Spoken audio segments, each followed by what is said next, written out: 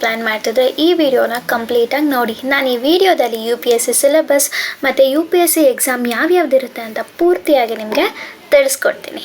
So UPSC ಎಲ್ಲರೂ ಏನು ಅಂದ್ಕೊಂಡಿರ್ತಾರೆ, UPSC is only for IAS. ಇಲ್ಲ, UPSC ಬೇರೆ ಬೇರೆ ಎಕ್ಸಾಮ್ಗಳನ್ನು ಕಂಡಕ್ಟ್ ಮಾಡುತ್ತೆ. Like IAS and IPS Indian public service, ಅದಾದಮೇಲೆ IFS Indian forest service, then Indian audits and account service, next ICAS Indian civil account service, then ICLS Indian corporate law service, ಅದಾದಮೇಲೆ IDAS Indian defence service ಮತ್ತು Indian defence estate service.